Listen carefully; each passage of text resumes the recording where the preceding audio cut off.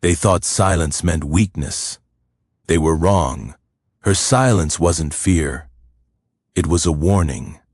They never called her by her name, not because they didn't know it, but because names give people identity, and identity gives people power. So instead, they called her the giant, the mute, the thing that watches.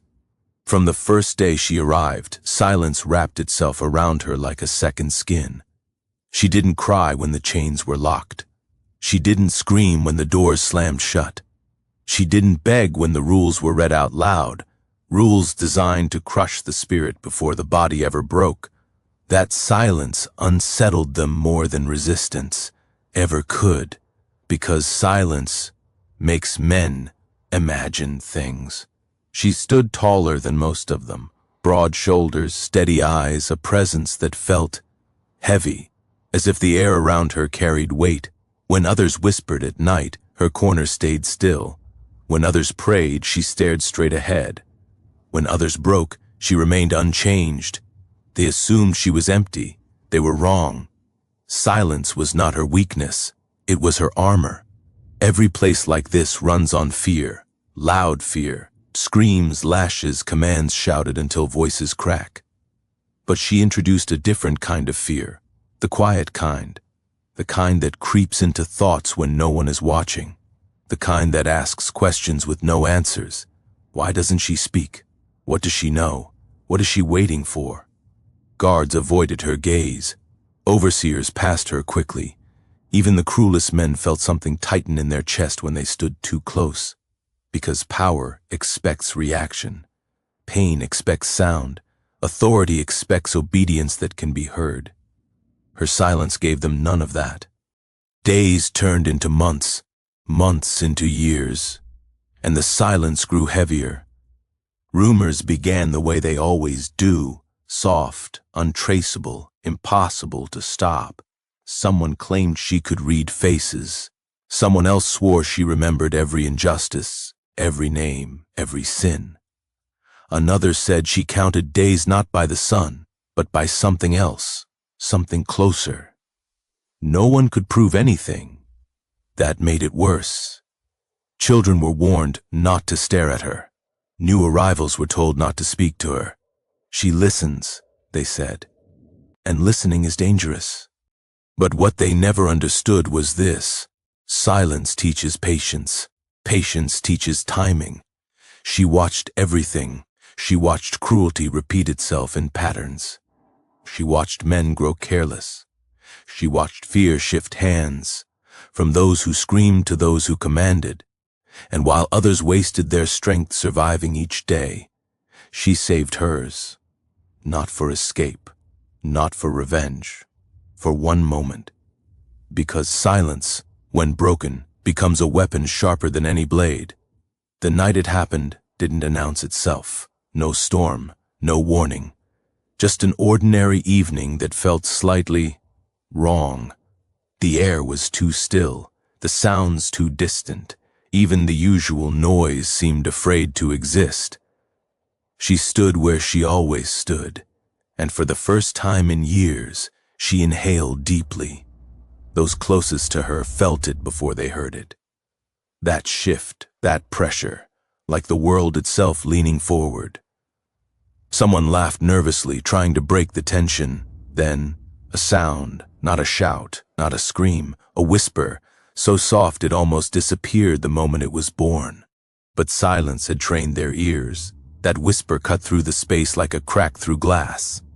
And when it landed, something inside them shattered. Faces changed, blood drained, hands froze mid-motion, because the words she chose were not angry, they were not emotional, they were precise, and precision is terrifying. In that instant, power shifted, not with violence, but with realization, the kind of realization that makes strong men step back and question every choice that led them there. She said only what needed to be said, nothing more, nothing less. And then she returned to silence, but it was too late. Once silence speaks, it can never be ignored again. From that moment on, nothing felt the same. Orders were questioned, authority hesitated, fear no longer belonged to one side, and the quiet that followed her whisper was louder than any scream that had ever echoed through that place. They had tried to erase her voice. Instead, they made it unforgettable, because the most dangerous people are not the ones who shout their power. They are the ones who wait, watch, and speak only once. They said her body was the reason people feared her. They were wrong. Fear doesn't come from size alone. If it did, the strongest men would rule without question. Fear comes from control, and control begins in the mind. Her body was just the first lie they told themselves, an excuse to ignore the real threat standing in front of them.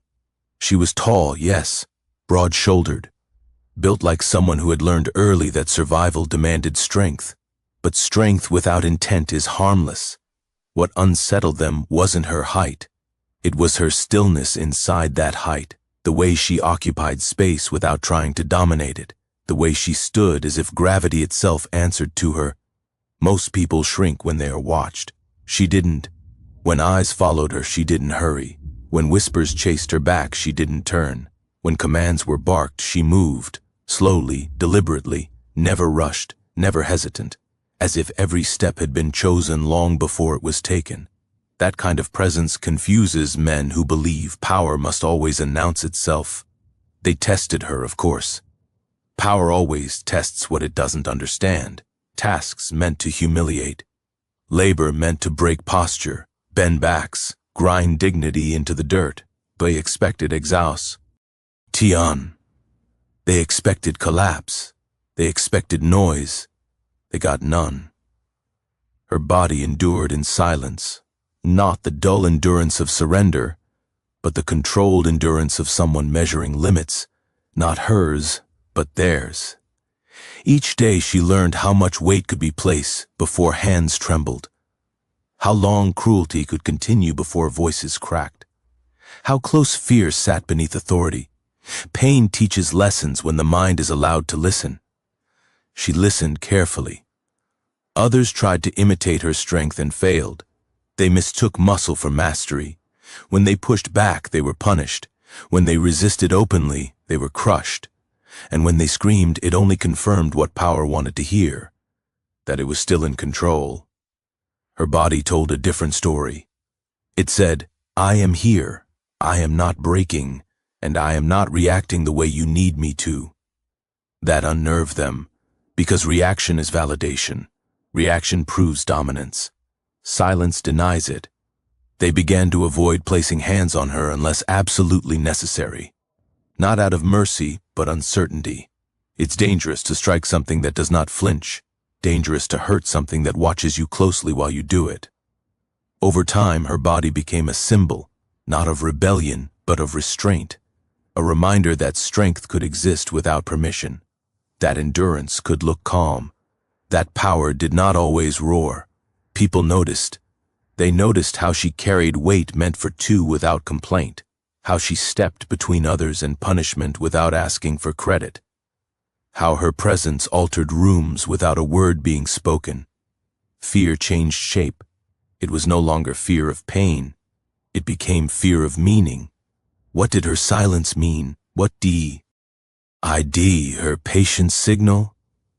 What was she waiting for? Men who rule by force cannot tolerate unanswered questions. They need certainty the way fire needs oxygen, and she starved them of it every single day.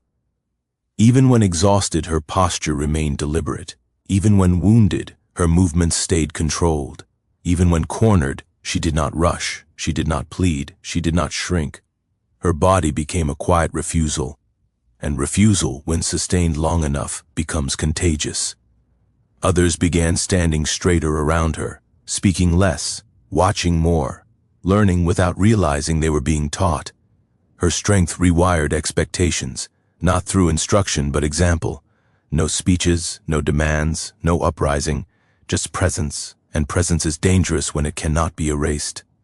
They tried to redefine her, called her slow, called her simple, called her obedient.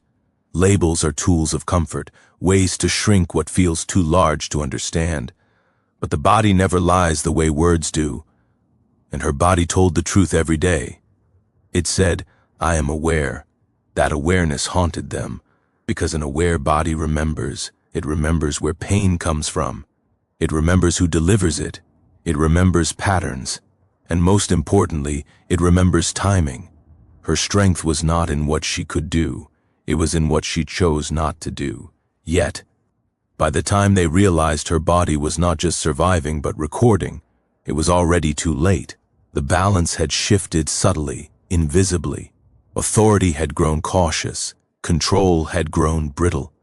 They still held power, but she now held something else. Expectation. And expectation is the seed of fear.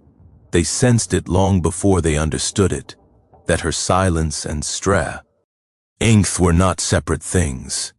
They were parts of the same design, a design that required patience, a design that required restraint, a design that required the world to underestimate her until the moment it could not afford to.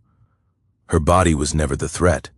It was the container, and whatever she was holding inside it was growing.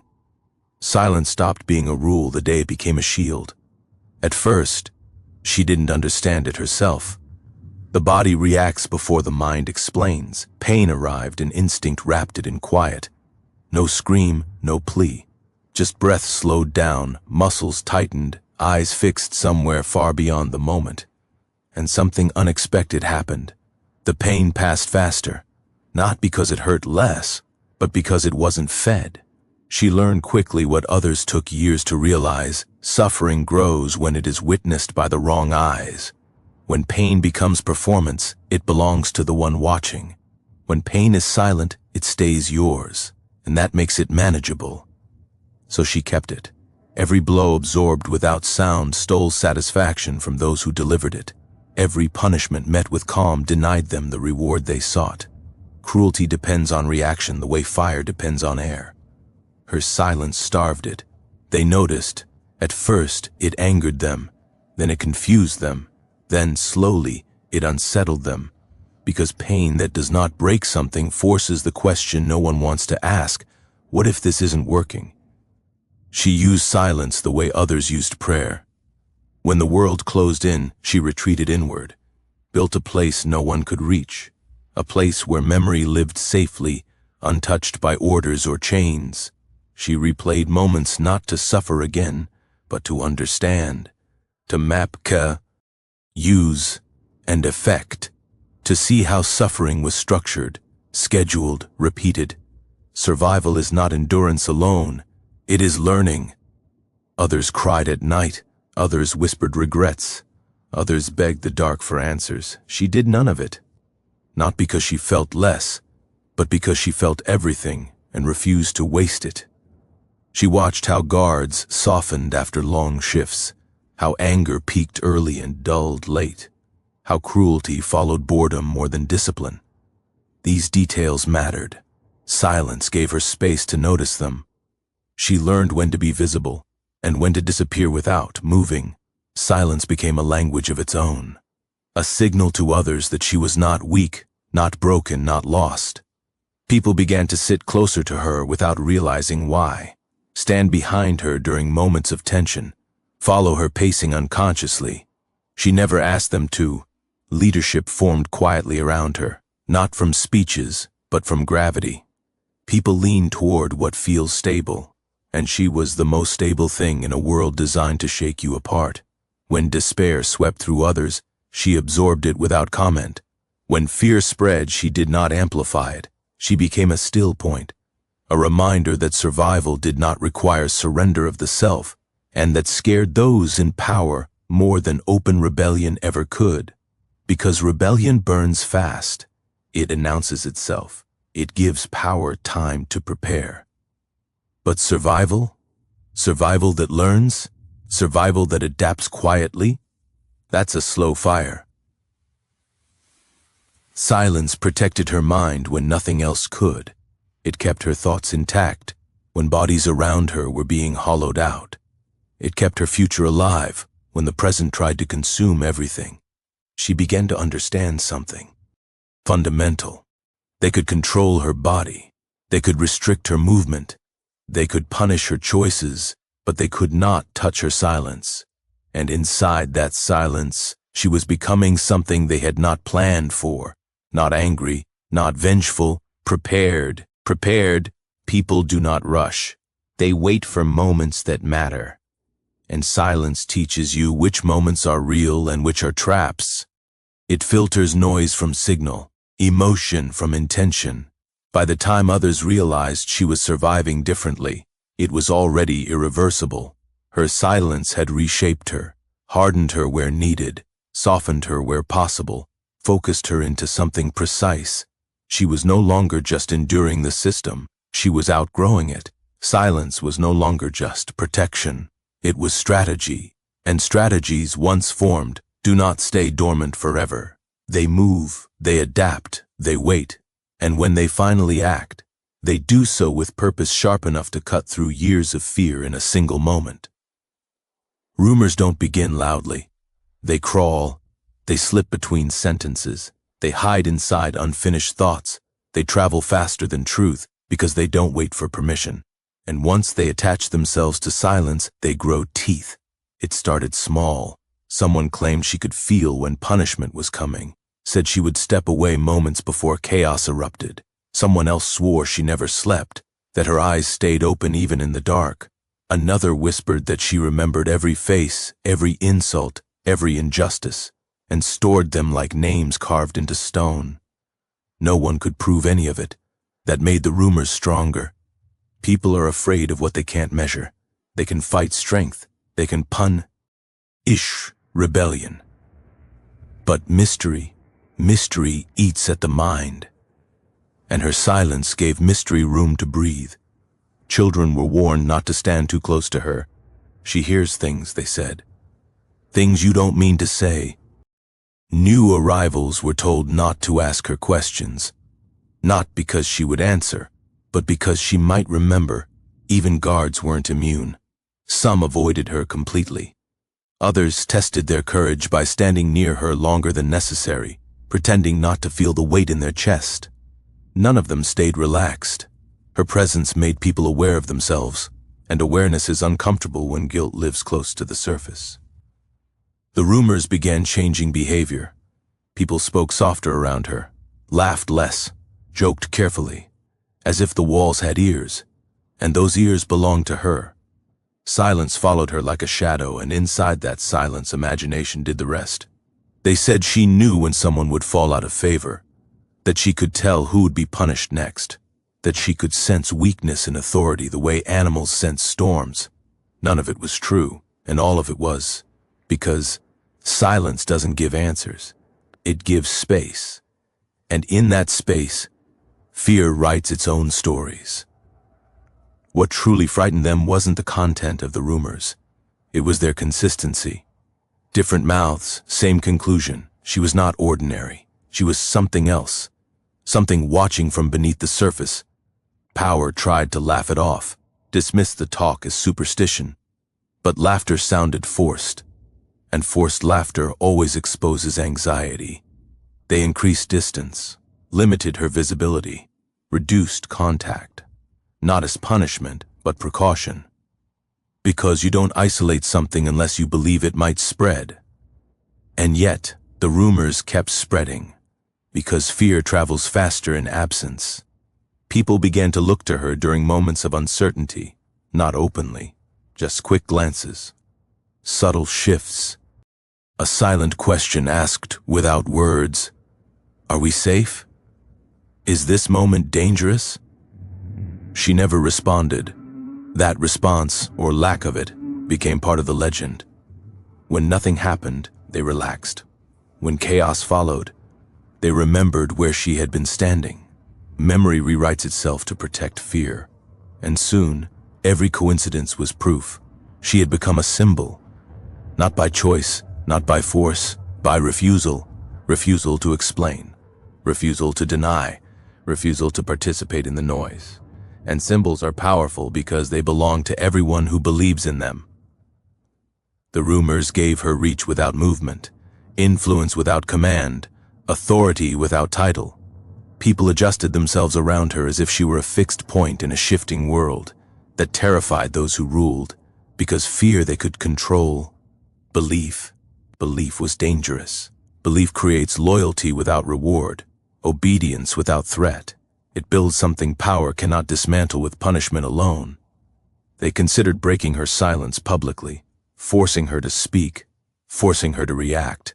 But even the suggestion felt risky. What if it confirmed the rumors? What if her voice carried more weight than expected? Better to let the myth remain unfinished. But unfinished myths don't stay small. They grow, they sharpen, they wait, and she let them. She understood now that silence didn't just protect her, it projected her. Every unanswered question expanded her presence. Every whisper amplified her without her lifting a finger. She had become larger than her body, larger than the space she occupied, larger than the rules meant to contain her. And legends, once formed, it need truth to survive. They only need fear. The night didn't arrive with drama. No thunder, no alarms, no warning signs carved into the sky. That's how real turning points come. Quiet, unremarkable, almost forgettable until they're not. It began like every other night. Bodies exhausted, voices low, authority relaxed in the false comfort that routine creates. When power grows bored, it becomes careless, and carelessness is opportunity wearing a disguise. She felt it before it happened. Not in a mystical way, not because of rumors, but because patterns don't lie. Movements were slightly off, steps out of rhythm, a tension she had learned to recognize long ago, a tension that meant something was about to be taken too far. Someone new was there. New faces always meant risk. New faces didn't know the unspoken rules yet, didn't understand how far cruelty could go before it snapped back. They hadn't learned restraint, and restraint was the only thing holding everything together. It happened quickly, a command misunderstood, a refusal interpreted as defiance, a shove that landed harder than intended. Sound broke the air, too loud, too sudden. Someone fell, someone laughed, someone else froze. The system leaned in. This was how it always started. She watched from where she stood, still as stone, as the situation escalated with terrifying speed. Words sharpened, hands tightened, fear spread outward like ripples in dirty water, and then it crossed the line. Not a dramatic line, not one drawn in blood or screams. A smaller line, easier to miss. The kind that exists only for those who have seen enough to know what comes next. She knew. Others felt it too, but they didn't have language for it. They only felt the pressure rise, the air thicken. He sensed that something irreversible was about to occur. And for the first time in years, silence around her shifted. Not broke, shifted. She stepped forward, just one step. It wasn't aggressive, it wasn't fast, but it was deliberate enough to be noticed. Heads turned, eyes flicked toward her without conscious thought. The room adjusted around that single movement. Authority noticed. Someone barked her name, or the word they used instead of it. A warning, a reminder of rules long enforced. The rule: she must never speak. She didn't, not yet. She looked at the person being cornered, then at the person doing the cornering, then at the others watching, unsure whether to intervene or disappear into the background. In that moment, silence became unbearable, because now it wasn't passive, it was directed. Her gaze held steady, no accusation, no plea, just acknowledgement, as if to say, I see exactly what you're doing, and so does everyone else. That was enough. Someone laughed again too loudly. Someone else swore under their breath. The new authority figure, eager, insecure, felt eyes on them and mistook it for challenge. Challenge demands response. They moved toward her, too close, too confident. They expected her to step back, to lower her eyes, to return to the role everyone had written for her. Silence without presence, obedience without weight. She didn't. The space between them held for one breath longer than it should have. That pause, that fraction of hesitation, was the moment everything balanced on, and then it tipped, a hand raised. Not yet striking, just threatening, a reminder of who was supposed to be in control. That's when she inhaled, deep, controlled, intentional. People later argued about what exactly happened next. Memory fractured under fear. Some said time slowed, others said it sped up. A few insisted they heard something before it actually happened, but everyone agreed on one thing: the silence ended itself, not with sound, with certainty.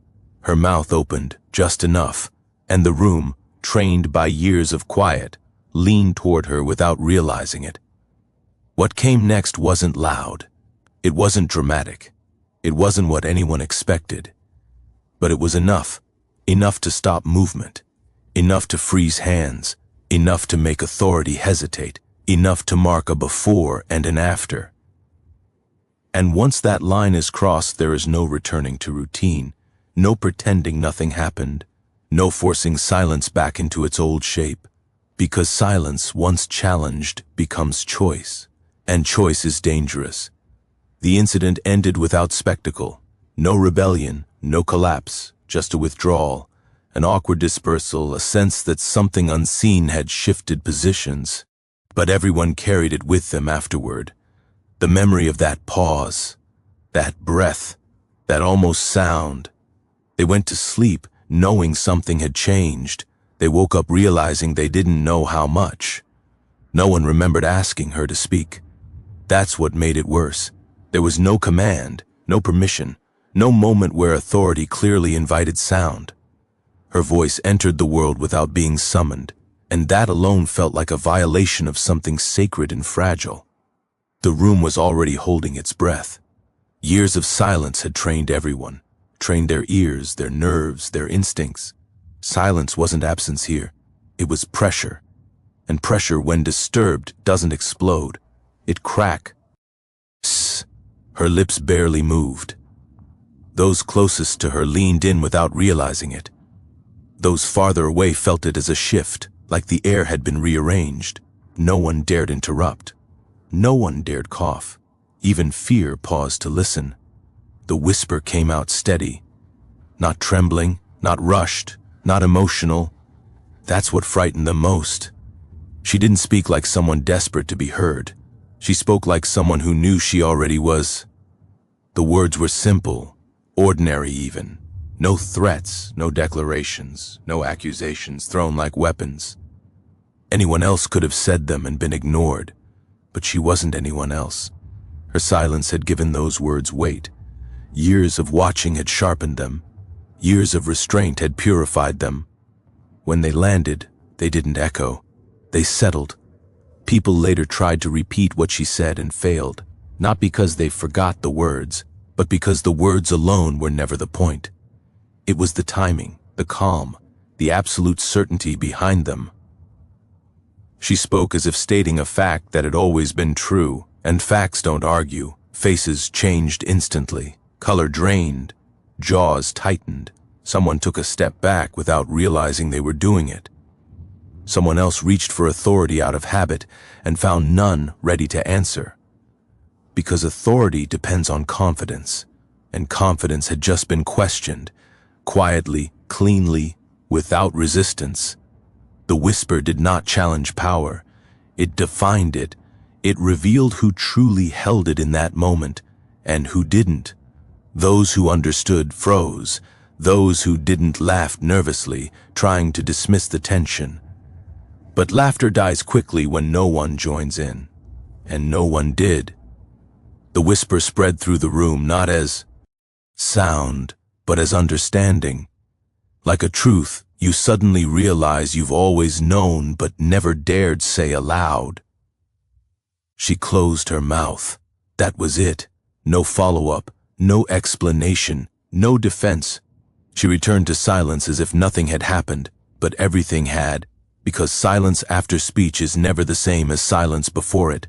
It carries residue, memory, proof that silence is not emptiness, it is restraint. Power tried to recover, voices raised, orders repeated, but the rhythm was off. Authority sounded rehearsed now. forced. Like lines read from a script, everyone suddenly knew was fake. People kept looking at her, not for guidance, not for instruction, for confirmation, and she gave none. That was her final act of control, by saying only what was necessary, and nothing more. She forced everyone else to do the thinking, to fill in the gaps, to imagine consequences worse than anything she could have threatened. Fear thrives in imagination. That night, sleep came slowly. People replayed the moment over and over, each time adding weight to it, each time sharpening it, each time wondering what would happen next. Not what she would do, but what they had already lost, because once a system realizes it can be spoken about, calmly, clearly, it begins to collapse under its own awareness. Lies survive in noise. Truth survives in quiet.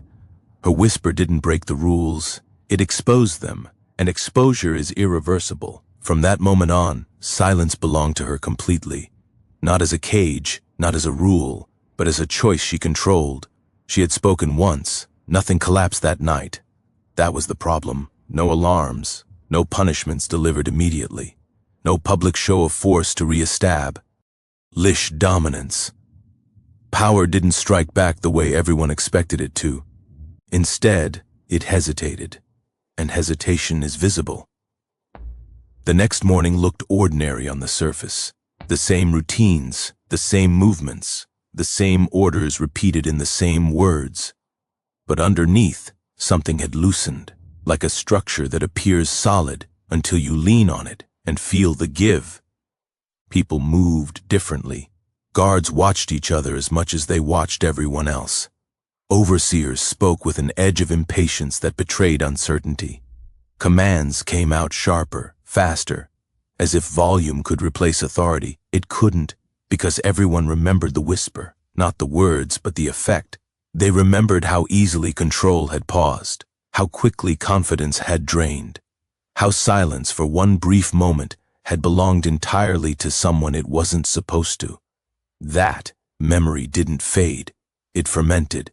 Power tried subtle corrections first, reassignments, distance, less contact with her. Not punishment, containment. As if reducing her visibility might shrink her influence. It didn't. Influence had already escaped her body. People whispered more carefully now. Rumors sharpened. The story changed shape with each telling, growing leaner, more dangerous. In some versions she had predicted what would happen. In others she had named names. In a few she hadn't spoken at all. She had simply looked, and that had been enough. Truth no longer mattered. Belief did. Authority sensed it slipping and did what power always does when it feels threatened. It overcorrected. Rules tightened. Surveillance increased. Minor infractions met with exaggerated response. Fear was reapplied like pressure to a wound.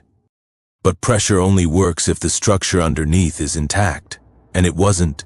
People complied, but without conviction. Obedience became mechanical. Movements precise but hollow. The system continued, but it no longer breathed. And through it all, she remained unchanged.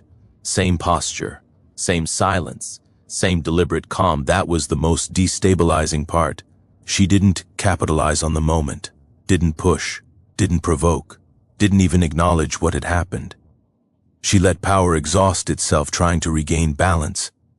That restraint confused them, because rebellion announces itself. It demands response. It invites suppression. But restraint? Restraint denies power an enemy. They wanted her to become something they could act against. She refused. Meetings happened behind closed doors.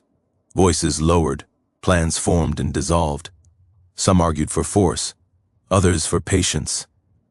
No one could agree, because no one could define the threat clearly. Was it her voice, her presence, the myth around her, or the realization that control had always been more fragile than they admitted? Fear turned inward.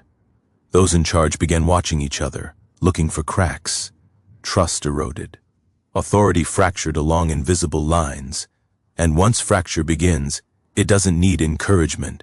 It widens on its own. People noticed. They stood a little taller, hesitated a little less, looked directly at authority more often. Small changes, safe changes, but changes nonetheless. Because once fear changes sides, even briefly, it never fully returns. The system was still standing, but everyone could feel it swaying. And she, silent, still observant, stood at the center of that sway like a fixed point. Not pulling, not pushing, just reminding them, without words, that silence had already spoken.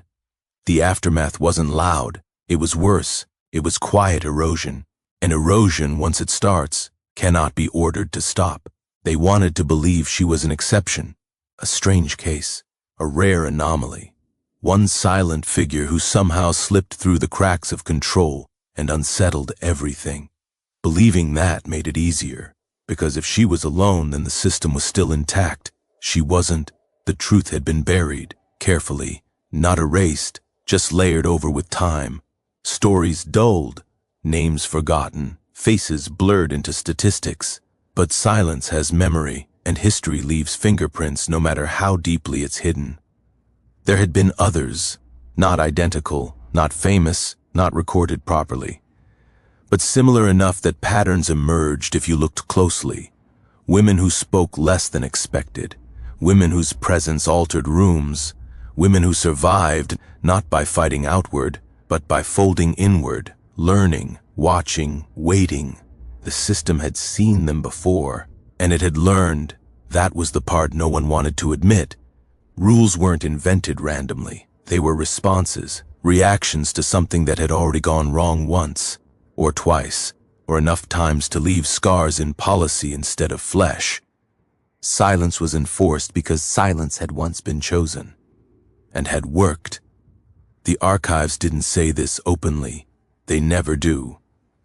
History prefers clean narratives, heroes who shout, villains who sneer, battles that end decisively. But this history lived between lines, in missing details, in sudden changes to rules with no explanation. Why speaking was punished faster than action. Why listening was treated as threat. Why certain people were isolated not for what they did, but for what they noticed. She fit into that lineage perfectly. Not because she was trained, not because she knew their names, but because survival had taught her the same lessons history had tried to forget. Silence is transferable. One person discovers it, another imitates it unknowingly, a third refines it. Over time, it becomes instinct, culture, resistance without banners. Power had encountered this before and lost control briefly each time, so it adjusted. It erased context, removed records, changed language, made each case feel isolated, unique, unrepeatable. Because repetition proves pattern, and pattern threatens authority. That's why her whisper terrified them. Not because of what she said, but because it sounded familiar, like something they had heard long ago and sworn never to hear again. Those in charge felt it immediately, the echo of an old failure resurfacing, a reminder that no matter how refined a system becomes, it still relies on people misunderstanding it. She understood it, and understanding spreads faster than rebellion ever could.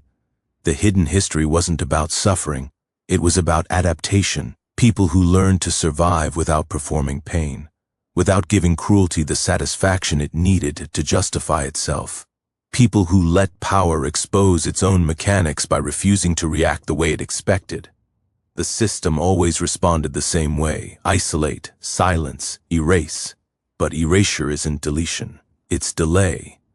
History waits, and through her it resurfaced, not as a lesson, not as a warning, as proof.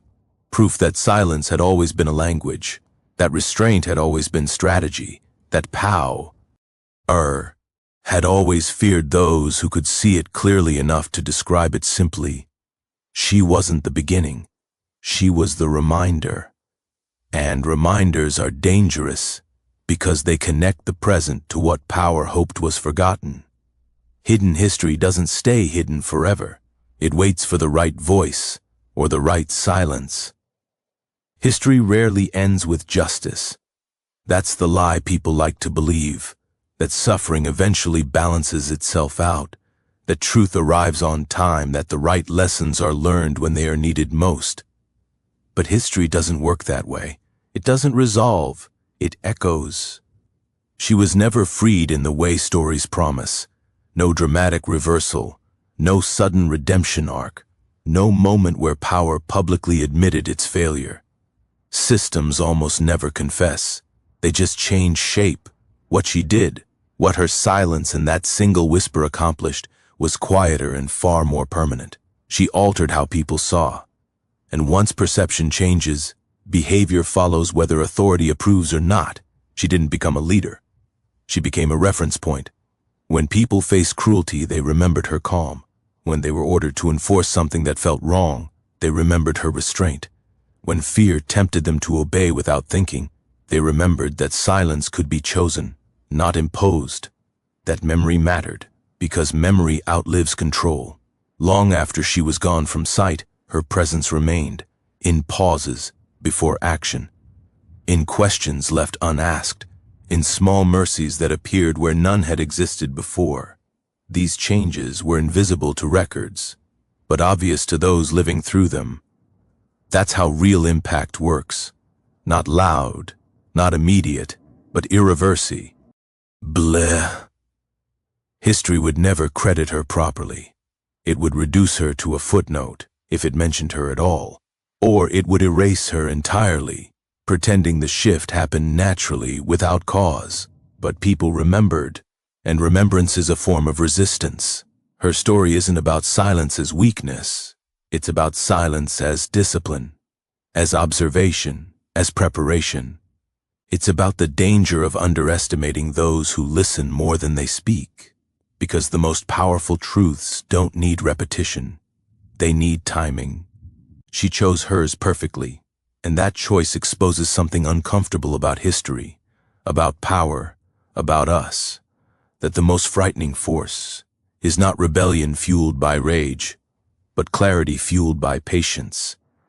That systems fall apart not when they are attacked head-on, but when they are understood deeply enough to be rendered predictable. And that silence, when chosen, is never empty. It is full of memory, full of intention, full of consequences. Her whisper didn't end suffering, but it proved something that power never wants proven. That control is fragile. That fear can change sides. That even in the most controlled environments, awareness can survive, and awareness spreads. So when you hear stories like this, stories history tried to bury, it's not just about the past. It's about recognizing the patterns that still exist, the rules that go unquestioned, the silences that are mistaken for consent. Because somewhere, even now, someone is watching quietly, learning patiently, waiting carefully, and when they finally speak, it won't be loud, but it will be enough. She would never need to speak again.